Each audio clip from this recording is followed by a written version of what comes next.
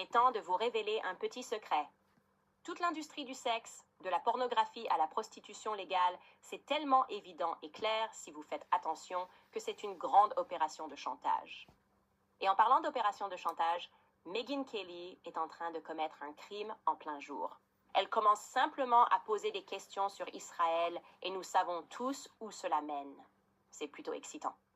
Aussi, pour finir, vous n'allez pas me croire, mais le journaliste qui a interviewé Macron hier dans Softball, il s'avère que lui aussi a été accusé d'être un déviant sexuel, approchant de jeunes hommes sur les réseaux sociaux, leur proposant du mentorat et des postes et couchant avec certains d'entre eux. Oui, il semble apparemment trop difficile de demander au président de la France, Emmanuel Macron, de travailler avec des personnes qui ne sont pas entachées par des allégations d'inconduite sexuelle. Bienvenue à nouveau sur Candace. D'accord, alors voici ma promesse envers vous. Un jour dans le futur, si vous acceptez de m'élire dictateur des États-Unis, parce que je ne me présente pas à la présidence, je me présenterai comme dictateur. Je ne vais pas traiter avec le Congrès. Ils sont tous victimes de chantage. Je me présenterai comme dictateur. Mais si vous acceptez de m'élire dictateur, nous allons faire toutes sortes de choses.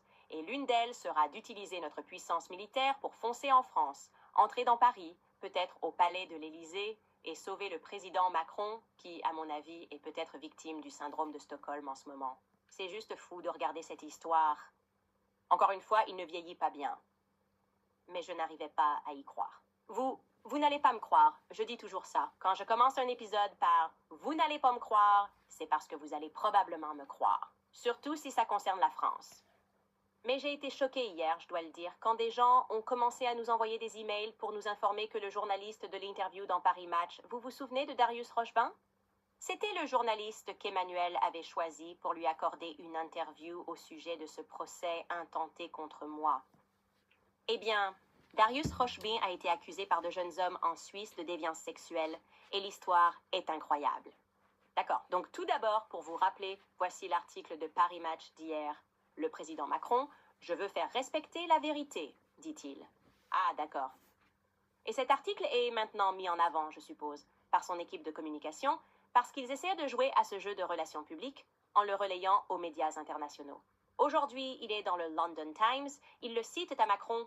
Pourquoi j'ai dû poursuivre l'influenceuse américaine Candace Owens? Comme si c'était son moment de bravoure, il s'assoit et se confie à Darius Rochebin.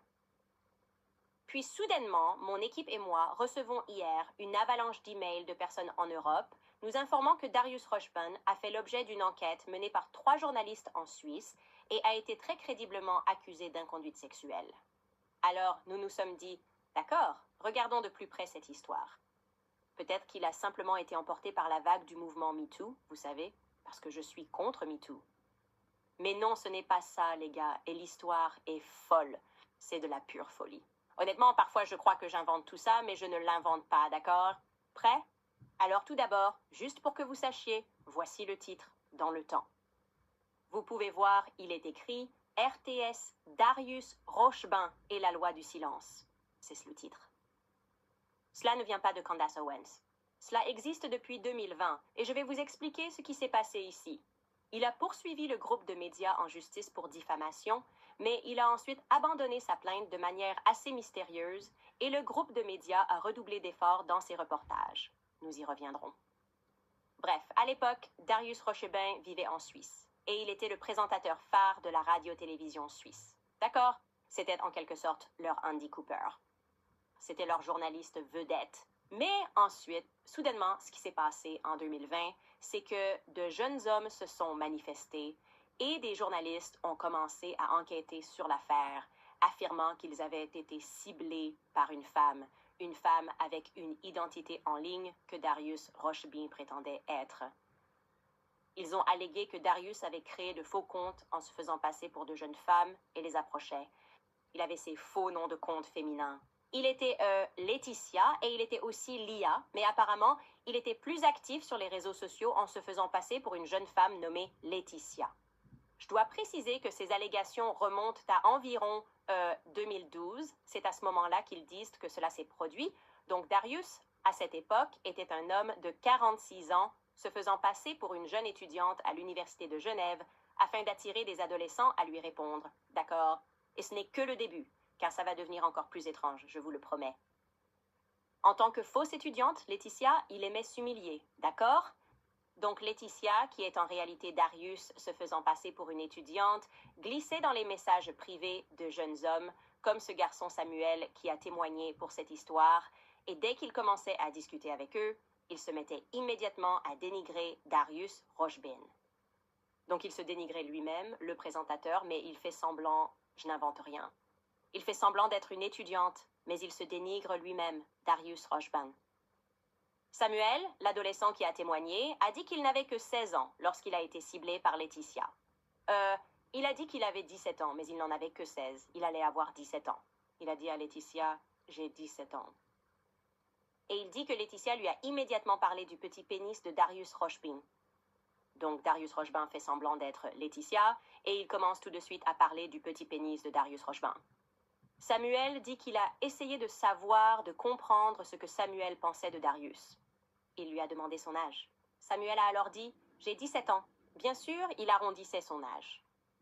Et puis, le lendemain du début de cette conversation avec Laetitia, soudainement, l'adolescent Samuel reçoit une invitation Facebook du vrai Darius Rochbin.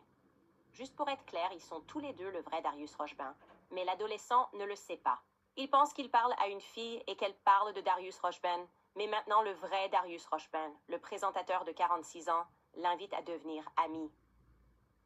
Donc ce gamin de 17 ans se dit « D'accord, c'est vraiment une coïncidence étrange. J'ai cette jolie fille qui, je pense, s'intéresse à moi et qui parle de ce type, et maintenant ce type me contacte. » Et il dit ensuite qu'il prévient immédiatement le présentateur, parce que ce type est célèbre, non? C'est un gars très connu. Donc tu te dis « Hé, juste pour que tu saches, il y a cette fille, Laetitia, parle de toi. » Et Darius lui répond « Oh, Laetitia? C'est une copine de mon ex? Elle est canon, non? Elle est brûlante comme des braises, a-t-il apparemment dit. Il a exactement dit. Elle est brûlante comme des braises. Et ensuite, il encourage le jeune de 17 ans à tenter sa chance.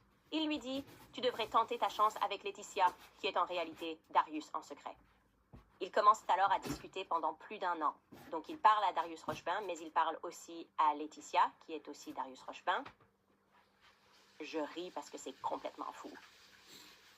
Ce qui se passe ensuite, c'est que Darius Rochbin, selon Samuel, s'intéresse de plus en plus à la vie de Samuel. Il propose à Samuel de venir le voir dans les coulisses de la RTS, parce qu'il est un grand présentateur, et lui promet qu'il lui donnera des conseils professionnels.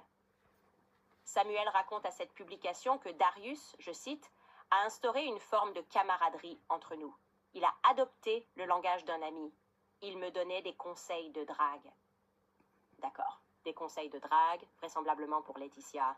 En même temps, Laetitia, dont ce pauvre adolescent ignore totalement qu'il s'agit aussi de Darius Rochbin, suggère à Samuel qu'il devrait commencer à répandre des rumeurs sur Darius. Donc Darius, faisant semblant d'être Laetitia, dit à ce jeune Samuel qu'il devrait répandre des rumeurs sur Darius, et plus précisément sur le pénis de Darius. Et il s'efforce par tous les moyens, toujours en se faisant passer pour Laetitia, de découvrir la taille du pénis de Samuel. Troublant, je sais. Mais Samuel ne lâche jamais l'affaire, et avec le temps, il devient méfiant et commence à douter que Laetitia soit une vraie personne. Et Laetitia continue de l'inonder de messages, alors il se tourne vers Darius, qu'il pense être son ami, et lui confie ses doutes. Il lui dit « Écoute, je sais que Laetitia, tu dis que c'est ton ex, mais franchement, je ne pense pas que ce soit une vraie personne, et elle me demande de répandre ces rumeurs sur toi. » Alors le présentateur, Darius, le vrai Darius, rassure immédiatement l'étudiant en lui disant « Non, elle est… » Citation, il dit « Je pense qu'elle existe, mais qu'elle est instrumentalisée par mon ex. Donc tu peux continuer à communiquer avec elle pendant qu'elle parle de mes petites parties et t'encourage à dire des choses sur mes petites parties. » C'est comme s'il participait à un rituel d'humiliation contre lui-même. Je ne sais pas comment le dire autrement. Bref.